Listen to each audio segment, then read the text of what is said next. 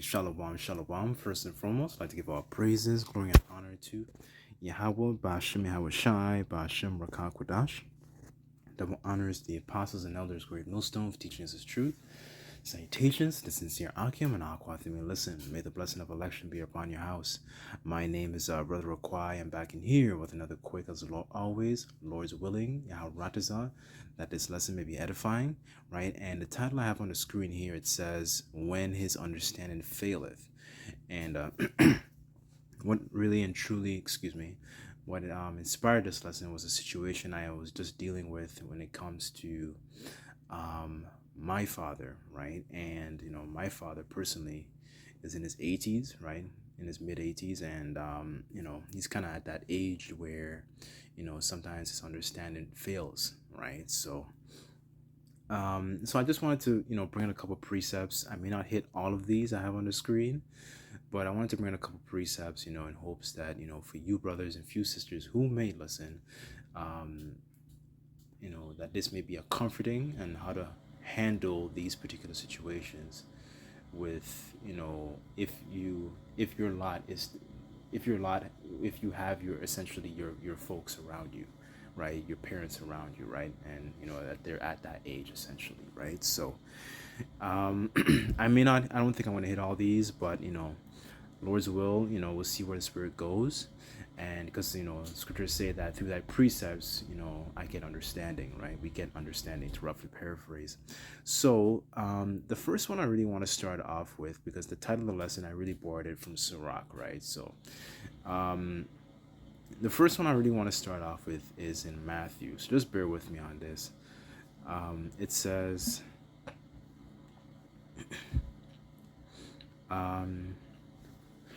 this is Matthew chapter 19, verse 16 in the KJV, and it says, And behold, one came and said unto him, Good master, what good things shall I do that I may have eternal life? Verse 17, and it says, And he said unto him, Yahushua speaking, Why callest thou me good? There is none good but one, that is the Most High Yahweh. But if thou wilt enter into life, keep the commandments, right? Verse 18, it says, He saith unto him, which, Yahushua speaking, Thou shalt not murder, thou shalt not commit adultery, thou shalt not steal, thou shalt not bear false witness, honor thy father and thy mother, and thou shalt love thy neighbor as thyself, right? So, very straightforward, right? And, these are very, very important things, for us to do, because this is part of our customs. This is part of our conduct and how we actually move as Israelites. It's not just knowing that you're an Israelite. There's a conduct. There is a way you walk that accompanies being an Israelite, right? So, the point I really wanted to hit here is, this is what Yahushua said, honor your father and your mother, right? This is one of our commandments, right? So just a little backdrop of, the situation. I had a situation where essentially my father, did something to me, and, it wasn't, essentially very pleasing. But, in the spirit, I realized it was something that was...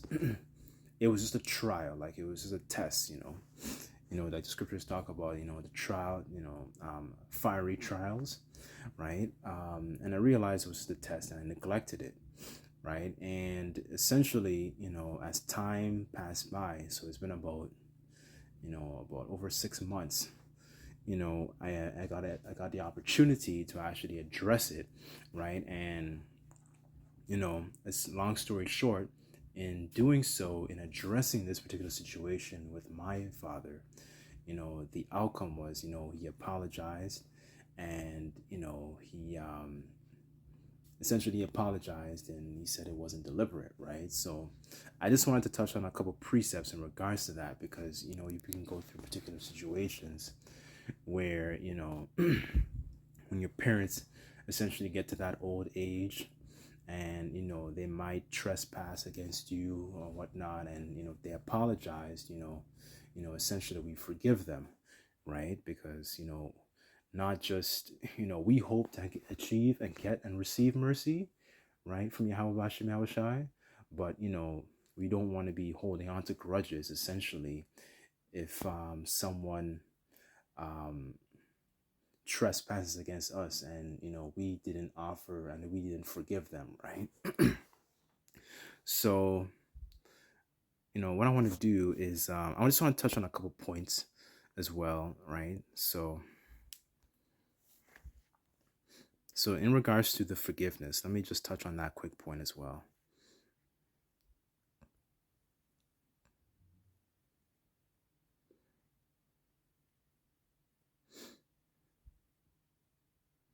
Okay, this is Luke chapter 17, verse 3. And Yahushua speaking, it says, take heed unto thyself. If thy brother trespass against thee, rebuke him, and if he repent, forgive him.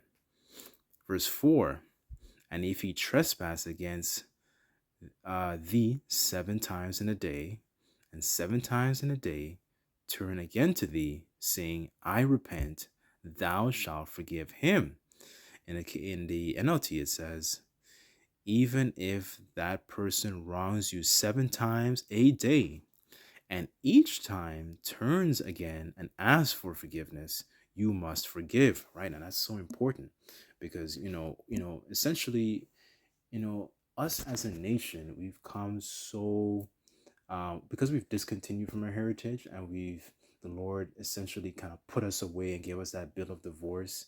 We don't want this we have a grace period to be able to actually practice Yahushai, right? To actually implement Yahushai, amongst, first and foremost, with our brethren, and, actually practice this, and living essentially living a life,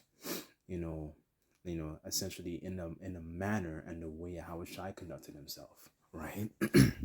Because, and you know what this also reminds me of? This also reminds me of the parable of the unforgiving servant, right? Because let's say, for example, if I didn't forgive him, because a lot of our people, for example, they hold grudges and they hold on to things, and it's just like it's like they're carrying a weight, right? And it never actually gets they never get that weight actually thrown off their shoulders, right? So, and then this is something I actually had a conversation with my folks as well, in regards to forgiveness, when it comes to forgiveness, right? So, and the thing, one of the points I brought up was, even though we if somebody trespasses against us and we forgive them, right, we will also slip up as well. So if we slip up as well, wouldn't we also want somebody to forgive us, right? Right? And that's always something so important to keep in mind, because a lot of our people don't keep these things in mind, right? Because they don't seem like they don't slip up, like we all do slip up, even myself, right? So you don't want to be like, essentially, like that unforgiving servant. When you read Matthew the 18th chapter, and then the king had compassion towards him, and then what did he do wrong? He went to one of his other fellow servants and says, oh, pay me what thou owest. He grabbed him by the throat, prop him up by the collar, you know what I'm saying? It's not a good look, right? So that's one of the points I really wanted to touch on as well. One of the other points I also wanted to touch on is how would you call that? Essentially, dealing with someone who is in, like, I don't want to say an authority, but it could be authority as well, like dealing with an elder, but also dealing with parents, because you still have respect onto your parents, right? You don't walk around and you disrespect them, so to speak. So let me get this scripture as well.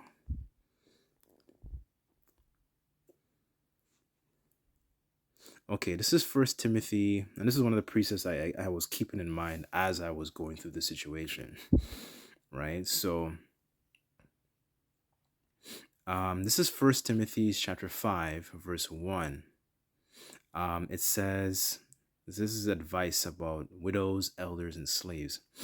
It says, never speak harshly to an older man, but appeal to him respectfully as you would to your own father. Talk to younger men as you would to your own brothers. Verse 2, it says, treat older women as you would treat your mother, and treat younger women with all purity as you would your own sisters, right? So it's just going into conduct of how to treat certain people, especially, if they're older than you, whether it's in the spirit or in the flesh, you know um dealing with, whether it's your actual father or your actual mother, how to communicate with them essentially. Because something I was also meditating on this week was, you know not only have our people lost essentially the wisdom, knowledge, and understanding of actually being in tune with their power. I feel like, I was thinking about this. There's a lot of little things that, as a nation, we've lost. And I thought one of the biggest things we lost was also like communication. And I say it's big because, like, it seems very, very insignificant, because it's one of those traits where you put it on, for example, like growing up, like being in high school, you put communication skills on your resume. And you might put it for maybe a couple jobs or whatever it is. But as I was thinking about this week, is like, there's an art, there is a method to actually being able to communicate, especially if someone is heated, especially if someone is in an authority position, and this, that, and the sort, right? Conversing with people, because, like, for example, in Sirach, it says, like, for me, I have to work on this. It says that, no, not essentially interrupting people in the midst of their talk. So letting them, talk, you know, explain what it is they have to say, and not trying to mouth and say your piece in and get your piece in, right? Allowing people to speak, and then, okay, after you heard the conclusion, then, you rebuke, then you add your 2 cents on the matter, right? So, and this is a lot of the little things I was thinking about, that we've lost as a nation. Not just the heritage portion, but, like, I'm not denying, not the importance of the heritage. I'm kind of just adding to a lot of the little things that make such a big um, difference. Communication, problem solving, right? Being able to essentially um, you know, um, deal with one another. Because if when you read the curses, our people have a wicked eye, have an evil eye towards one another. We don't have very positive eyes towards our own people, right? So I'll read this again. It says, verse 1, excuse me. Never speak too harshly to an older man, but appeal to him respectfully, as you would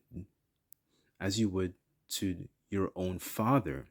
Talk to younger men as you would your own brothers, right? So it's just having a level of decency, decorum, essentially conduct.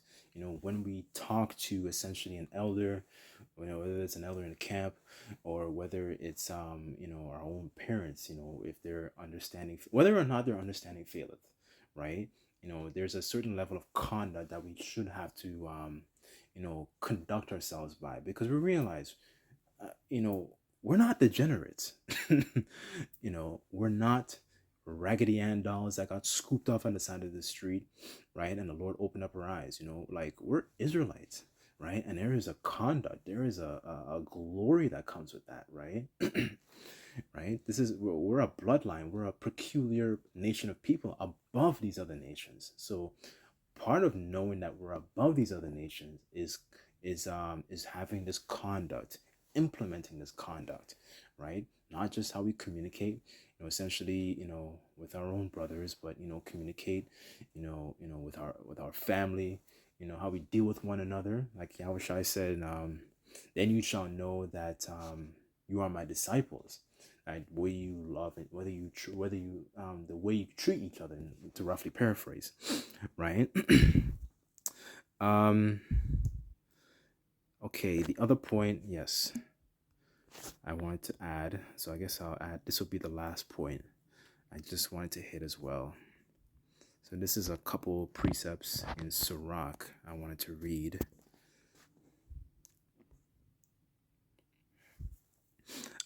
This is Sirach chapter 3.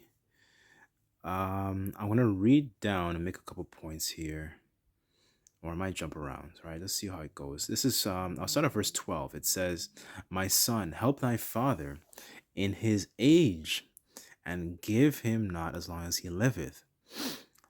If his understanding fail, have patience with him, and despise him not when thou art when then excuse me, despise him not when thou art in thy full strength." Right? So me personally, it would look very, very bad. I'm in my I'm in my youth, I'm in my 20s, and my father, he's not able to remember certain things. The bad thing for me to do is to essentially kind of get on him, like, why don't you remember this, why don't you remember that? Like, that would look very, very bad on me, because and this is a piece of advice that one of the older brothers in my camp told me this years ago, and I never forgot this. Was the fact that he said, once a parent, twice a child. Right? Once a parent, twice a child. And that's something, a piece of advice I never ever forgot, because it would look so bad. And I think I noticed a lot of our people, especially like younger people, don't seem to understand and conceptualize this, is the fact that a lot of our parents, I'll just use like technology as an example, because a lot of our parents don't have that understanding, whether it's with technology, they may not know how to do certain things, they may not be able to move around as, as smooth as they used to, right? And they get very, I'm guilty of this too, because when I was in the world, I'm guilty of this, we behave very impatient with them, essentially, right? So that's not the good thing to do, right? The important thing is to be patient with them, because they're at an age where they don't move as fast as they used to physically. Their brains don't work as essentially as fluid as it used to, right? So the important thing is to have that kind of patience for them, right? And it would just look bad for me if I was just starting behaving like a whole ass nigga. Essentially getting all emotional and this and that and the fourth, right? You look very inconsiderate, right? So essentially the point I'm trying to hit is consideration, right? Verse 14, it says, for the relieving of thy father shall not be forgotten. Instead of sins, it shall be added to build thee up. In the day of thine affliction, it shall be remembered. Thy sins shall melt away as the ice in a fair, warm weather. Right? And that's so, we want the Lord to remember, these particular things, right? Because, we're in this condition as a people as a whole because we have a lot of sins to pay for, right? We transgressed. We can't deny that. We've all transgressed, right? So the way you conduct yourself with your folks, whether you have your folks in your life or not, for those brothers and sisters who listen, this would help to get some sins off your record, right? Scriptures say that charity covereth the multitude of sins, right? So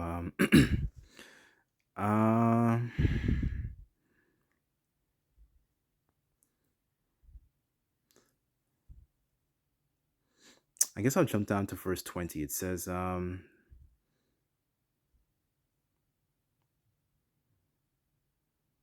It says, for the power of the Lord Yahweh Bashem Yahushai is great, and he is honored of the lowly, right? So, it's a very humbling thing, you know, to actually, maintain this kind of mindset, because you realize that, even though you may know more, because the Lord has opened up your minds to this understanding, and they may not know these particular things, right? But by seeing the way that you move, essentially, the scriptures talk about you essentially walk in a particular way that you might convince the gainsayers, right? So that's why the conduct is like is heavy, it's heavy important, right? I'm not saying I've mastered it, but personally, these, applying Yahushai, applying these particular things to these particular situations has helped, a great deal. And this is the people don't seem to understand these particular things, because essentially, as a people, our people are drinking from, you know, um, cisterns that can hold no water, essentially. As a matter of fact, let me get that.